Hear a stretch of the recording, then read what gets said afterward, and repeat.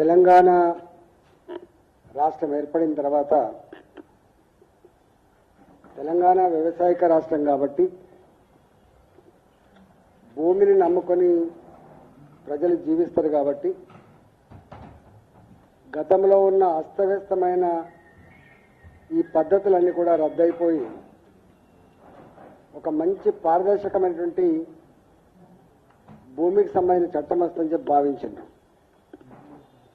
కానీ కేసీఆర్ గారి నాయకత్వంలో ఆనాటి ప్రభుత్వం ధరణి అనే కొత్త పద్ధతికి తెరలేపింది. కొండ నాలుకకు మందేస్తే ఉన్న నాలుక పోయినట్టుగా ధరణి వచ్చిన తర్వాత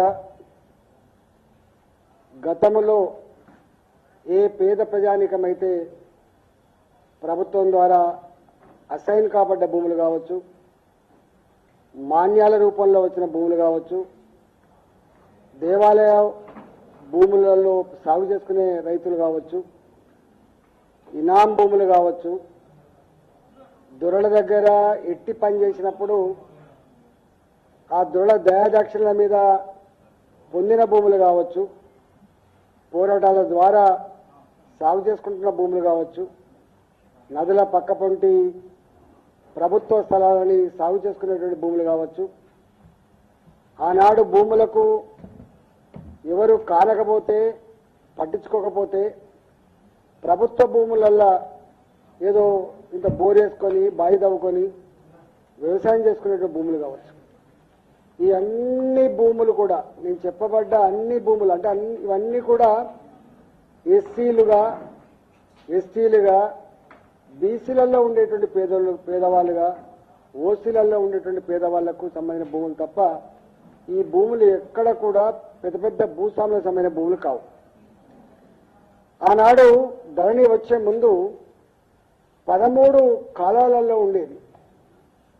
సర్వే నంబర్ ఏంటి, భూ విస్తీర్ణం ఏంటి, ఇది కుచ్చికినా తరినా, ఇది బావిల ద్వారా సాగేటువంటి భూమా, చెర్ల ద్వారా సాగేటువంటి భూమా, దీని ఓనర్ ఎవరు, దీని భూ యజమాని ఎవరు, ఇప్పుడు భూమి సాగు చేసుకున్నటువంటి వారెవరు, ఇది లీజా, ఇది లీజా లేకపోతే ఇది ఏ రూపంలో వచ్చిందని చెప్పి ఇట్లా 13 రకాల కాలాలు ఉండే.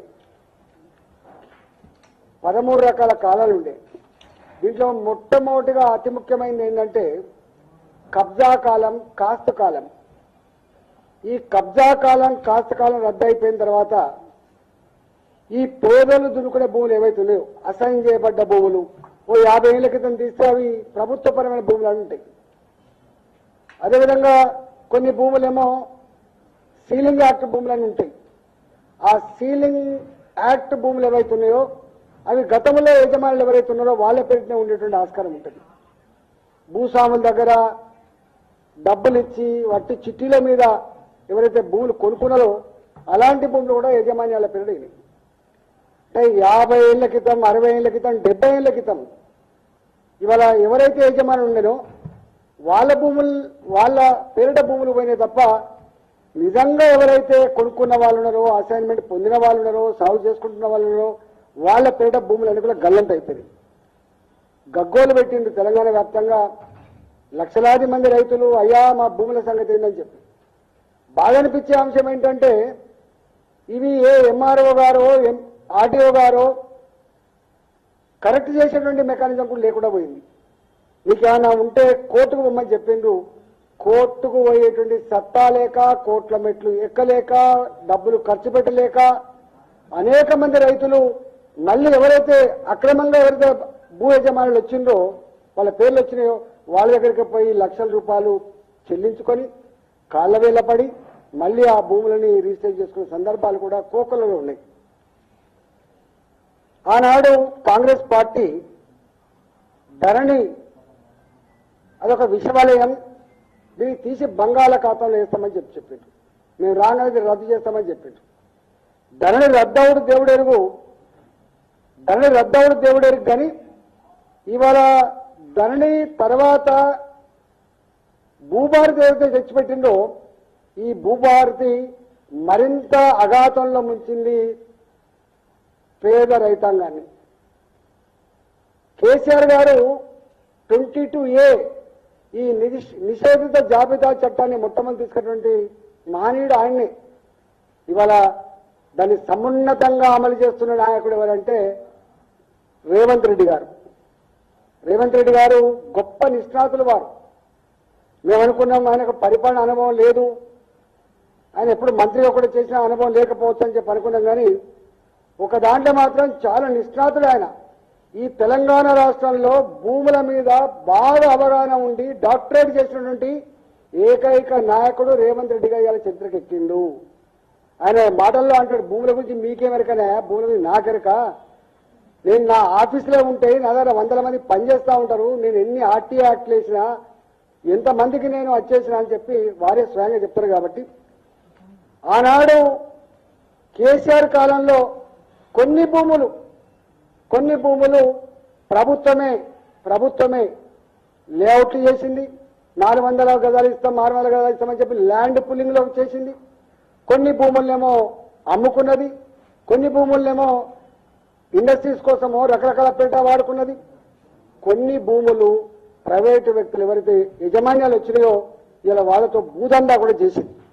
నేను ఆ లోతుల్లోకి పోను. కానీ ఇవాళ రేవంత్ రెడ్డి గారు బరిదగించి కేసీఆర్ గారి కంటే ఒక 10 అడుగులు ఎక్కువ వేసి ఆయన కంటే ఎక్కువ చదువుకున్నాడు. కాబట్టి ఈయన ఏకంగా మొత్తం ఆ ప్రభుత్వ పరంగా ఏ కాలంలో అయితే భూములు వచ్చినాయో ఆ భూములన్నీ కూడా మొత్తం ఫెన్సింగ్ చేసుడు, ఒక హైడ్రా సంస్థ, హైడ్రాకు తోడుగా 200 మంది 300 మంది పోలీసు వాళ్ళు వస్తారు, రాత్రి ఫెన్సింగ్ వేస్తారు, రాత్రి టెంపరీ గోడలు కట్టి ఆ భూములను కూడా దిల్ కప్పచెప్పి అమ్మించే ప్రయత్నం చేస్తున్నాడు. దాంట్లో నా పార్లమెంట్ పరిధిలో మల్కాజిగిరి పార్లమెంట్ పరిధిలో, ఎందుకంటే న్యూలీ ఎక్స్పాండెడ్ సిటీ అంతా అటే ఉంటుంది కాబట్టి కూకటపల్లి హైటెక్ సిటీ నుంచి మొదలుపెట్టి హయాత్నగర్ దాకా, లక్ష్మాపూర్ నుంచి మొదలుపెట్టి ఇవాళ తుర్కపల్లి వరకు కూడా మాదే ఉంటుంది. కాబట్టి ఇవాళ మొత్తం కొన్ని వేల ఎకరాల భూములు ఆనాడు ఈ పేదల భూములు ఏవైతున్నాయో గుంజుకుంటా ఉన్నాడు. దాంట్లో మొట్టమొదలుగా దుర్మార్గం ఏంటంటే బడంగపేట అనేటువంటి ఒక మున్సిపాలిటీ ఉంటుంది. బడంగపేట మున్సిపాలిటీలో 5 తరాలుగా సాగు చేసుకుంటున్నారు. వాళ్ళు జ్ఞానం ఉండవలసింది ఎక్కడ అంటే, ఇవాళ ప్రైవేటు భూములు ఏ రైతు అయినా లీజ్ తీసుకుంటే, కౌలు తీసుకుంటే 12 ఏళ్ళు 13 ఏళ్ళు కనుక వరుస పెట్టి కనుక ఉంటే, కబ్జా కాలంలో కాస్తు కాలంలో ఉంటే 38 కింద ఆయనకు 40% భూమి మీద హక్కులు వస్తాయి.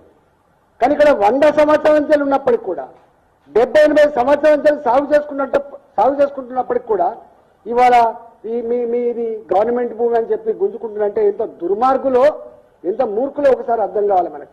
అంటే ప్రైవేట్ వాళ్ళ భూములు మాత్రం కబ్జా కాలంలో ఉంటే నువ్వు 38 కింద ఇస్తున్నావు, కానీ ప్రభుత్వపరమైన భూములలో ఇవాళ వాటిని మాత్రం నువ్వు గుంజుకునే ప్రయత్నం చేస్తున్నావు. అంటే ఎంత భూదందాలకు పాల్పడుతున్నారు, ఎంత దుర్మార్గానికి ఒడిగడుతున్నారో దాన్ని బట్టి మనకు అర్థం కావాలి.